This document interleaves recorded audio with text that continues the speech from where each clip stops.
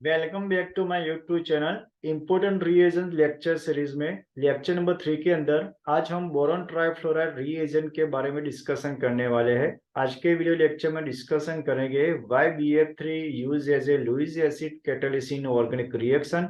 साथ में डिस्कशन करेंगे BF3 के सिंथेसिस मेथड क्या है, उसके यूजेस क्या है, उसके एप्लीकेशन क्या है। उन सारी बातों की हम यहाँ पे डिटेल्स में डिस्कशन करने वाले हैं। BF3 boron trifluoride is a inorganic molecule जो colourless and toxic fuming gas है।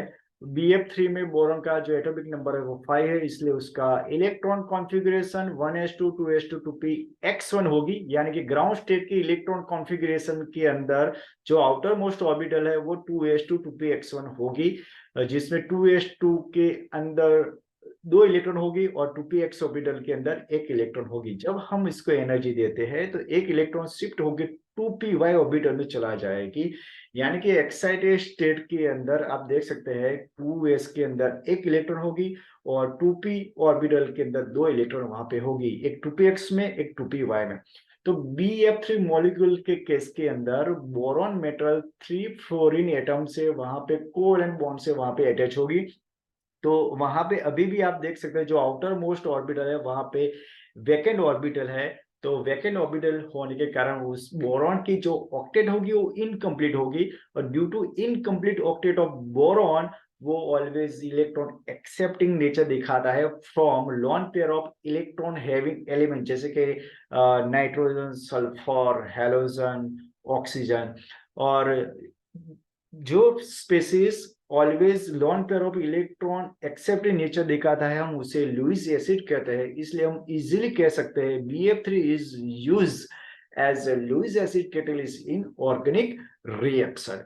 हाइब्रिडेशन की बात करें तो आप देख सकते हैं आप BF3 के केस के अंदर एक S 2P यानी कि sp2 हाइब्रिडेशन होगा, इसलिए बॉन्ड एंगल होगा वहां पे 120 डिग्री बॉन्ड एंगल वहां पे बनेगा। अब सिंथेसिस की बात करते हैं तो वहां पे दो डिफरेंट मेथड से आप इजीली BF3 सिंथेसाइज कर सकते हैं। First method in presence of sulphuric acid calcium fluoride को बोरॉन ट्राइऑक्साइड के साथ हिट करने से इजीली उसे प्रिपेयर किया जा सकता है। सेकंड मेथड अगेन वहां पे सल्फ्यूरिक एसिड की प्रेजेंस में बोरॉक्स को कैल्शियम फ्लोराइड के साथ हिट करने से BF3 को इजीली प्रिपेयर किया जा सकता है।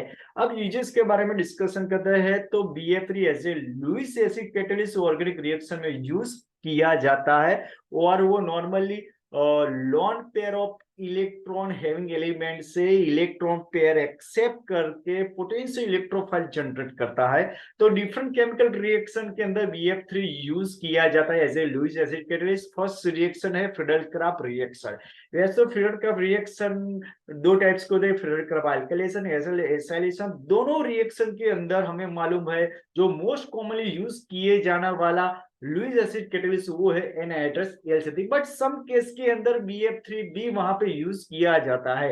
वैसे तो बोरॉन ट्राइफ्लोराइड वो लेस रिएक्टिव है AlCl3 के कंपेयर में, but it has certain advantage over AlCl3 such as कि अगर ड्यूरिंग रिएक्शन वहां पे प्रोडक्ट का कम फॉर्मेशन होता है डेट टाइम वहां पे BF3 आप यूज कर सकते हैं।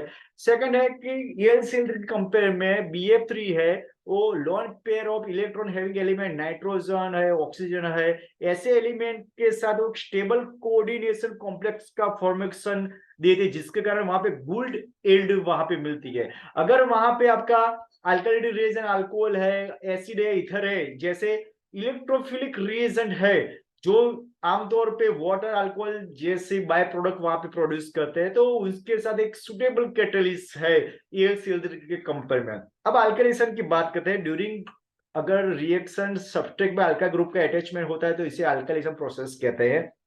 अगर आपने अल्काइल रिएजेंट अल्कोहल एसिड लिया है तो याद रहना चाहिए डेट टाइम जो सुटेबल कैटलिस्ट है वो BF3 है आपका बोरॉन ट्राइफ्लोराइड। तो बेंजीन के अल्कोहल के साथ रिएक्शन करेंगे तो यहाँ से पोटेंशियल कार्बोकेटाइन जनरेट होके वहां पे इलेक्ट्रोफिलिक सब्स्टिट्यूशन प्रोडक्ट वहां पे देगी, तो आपको अल्काइलेटिंग प्रोडक्ट मिलेगी, यहाँ पे एसिलेटिंग प्रोडक्ट मिलेगी एसिड के केस के अंदर। दोनों reaction electrophilic aromatic substitution reaction है।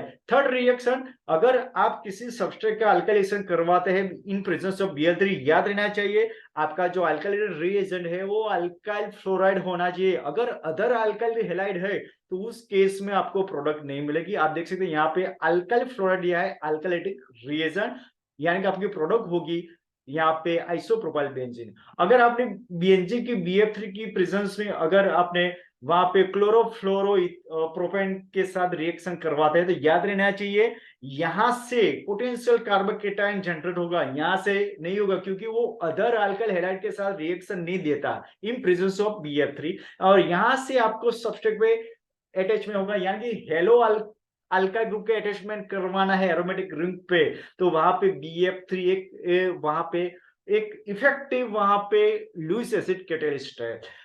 फॉर एग्जांपल के अंदर अगर आपने अल्काइल रिएजेंट ओलिफिन्स लिया है तो BF3 के प्रेजेंस में वहां पे इजीली आप एरोमेटिक रिंग पे अल्काइल ग्रुप का अटैचमेंट इजीली करवा सकते हैं।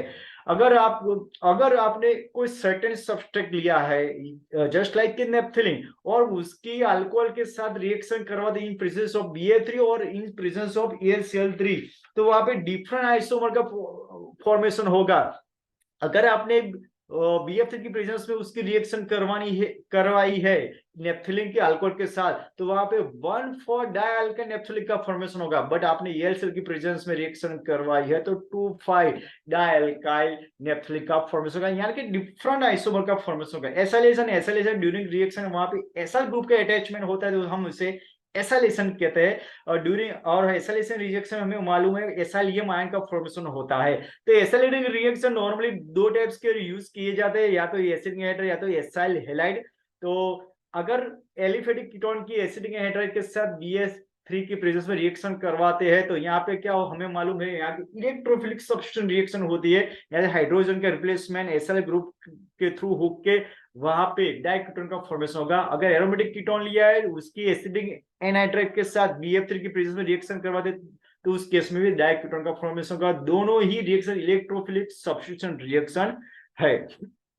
अब बात करते हैं फॉर्मेशन ऑफ एस्टर की। तो first from alcohol, acid, olefins, ether में से by uses BF3 Lewis acid catalyst आप इजीली एस्टर का फॉर्मेशन कर सकते हैं। तो फर्स्ट स्टेप एसिड की अगर अल्कोहल के साथ treatment in presence of BF3 करवाते हैं तो ये एस्टरिफिकेशन प्रोसेस है। एस्टरिफिकेशन प्रोसेस आप कॉन्सेंट्रेट H2SO4 की प्रेजेंस में भी कर सकते हैं, तो वहां भी वो भी लुईस एसिड कैटलिस्ट ही वहां पे एक्ट करता है। तो यहाँ कॉन्सेंट्रेट H2SO4 की जगह पे हमें क्या लिया BF3, तो एस्टरिफिकेशन प्रोसेस है एसिड में से एस्टर। दूसरी रिएक्शन अगर आपने ओलिफिन्स लिया है तो वहां भी वो एस्टरिफिकेशन प्रोसेस लेती है एसिड के साथ। थर्ड रिएक्शन कार्बोनिलेशन प्रोसेस है। कार्बोनिलेशन अगर हम एसाइल क्लोराइड की ईथर के साथ रिएक्शन करवाते हैं इन प्रेजेंस ऑफ BF3 तो कार्बोनिलेशन प्रोसेस होगी, वहां पे एस्टर का प्रोसेस फॉर्मेशन होगा। अगर आपको फॉर्मेशन ऑफ एसिड करवाने फ्रॉम अल्कोहल, अल्कोहल की रिएक्शन कार्बन मोनोऑक्साइड करवाते इन प्रेजेंस ऑफ BF3 तो डेट टाइम कार्बोनिलेशन प्रोसेस होगी, तो वहां पे इजीली एसिड का फॉर्मेशन करवा सकते हैं।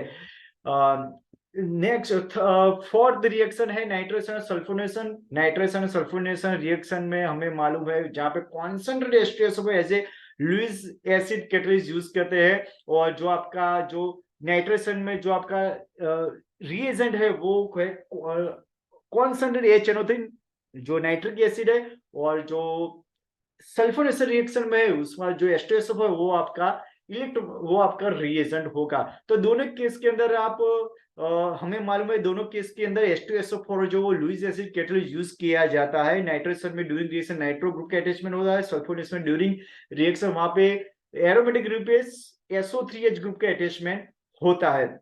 तो आप इन प्रेजेंस ऑफ BF3 और as a Lewis acid catalyst use करते हैं तो वहां पे नाइट्रोजन और सल्फोनेशन रिएक्शन इजी वहां पे होगी। रिडक्शन ऑफ वहां एस्टर, तो लिथियम एल्यूमिनियम हाइड्राइड के साथ एस्टर की अगर ट्रीटमेंट करवाते हैं इन प्रेजेंस ऑफ BF3 तो इजीली वहां पे रिडक्शन प्रोसेस होगी, तो जो carbonyl group of CHOH group में इजीली वहां पे कन्वर्ट हो सकता है। रीअरेंजमेंट प्रोसेस, तो बेकमेंट रीअरेंजमेंट ऑफ फ्राइज रीअरेंजमेंट में हमने डिस्कस की बेकमेंट रीअरेंजमेंट हमने PCl5 PCl3 H2SO4 जैसे लुईस एसिड कैटलिस्ट में प्रेजेंस में हमने बात की थी, तो वहां पे BF3 आप यूज कर सकते हो। BF3 की प्रेजेंस में भी बेकमेंट रीअरेंजमेंट पॉसिबल है।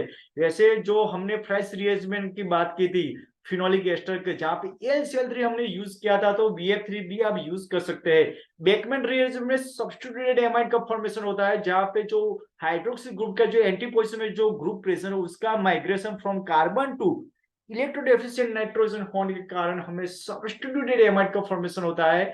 जबकि जो फिनोलिक एस्टर है, जब हम उसकी फ्राइज रीअरेंजमेंट करवाते हैं इन प्रेजेंस ऑफ BF3, तो एसाइल ग्रुप का माइग्रेशन होता है फ्रॉम ऑक्सीजन टू कार्बन, और ortho acyl phenol para acyl phenol का फॉर्मेशन होगा। फॉर्मेशन ऑफ एमाइड की हम बात करते हैं, तो फॉर्मेशन ऑफ एमाइड, अगर आपने नाइट्राइल ग्रुप का हाइड्रोलिसिस करवाते हैं तो हमें मालूम को इमीडिएटली कार्बोक्सिल ग्रुप में कन्वर्ट हो जाता है, बट फर्स्ट हाइड्रोलिसिस होके एमाइड ग्रुप बनता है, उसके बाद हाइड्रोलिसिस होके वो कार्बोक्सिलिक एसिड बनता है। बट वही नाइट्राइल ग्रुप का hydrolysation of in presence of BF3 करवाते हैं, तो याद रहना चाहिए, तो वहां पे आपकी रिएक्शन एमाइड ग्रुप होके वहां पे स्टॉप हो जाएगी, आगे उसका हाइड्रोलिसिस नहीं होगा। यानी कि नाइट्राइल में से एमाइड ग्रुप का आपको फॉर्मेशन करना है, तो डेट टाइम में आपको BF3 as a Lewis catalyst use करना होगा, वहां पे रिएक्शन स्टॉप हो जाएगी। मिथिलेशन करवाना है अल्कोहल को, मिथिलेशन यानी कि हाइड्रोजन हटके वहां पे मिथाइल ग्रुप का अटैचमेंट होगा, तो डेट टाइम आप BF3 as a Lewis acid catalyst वहां पे इजीली यूज कर सकते हैं।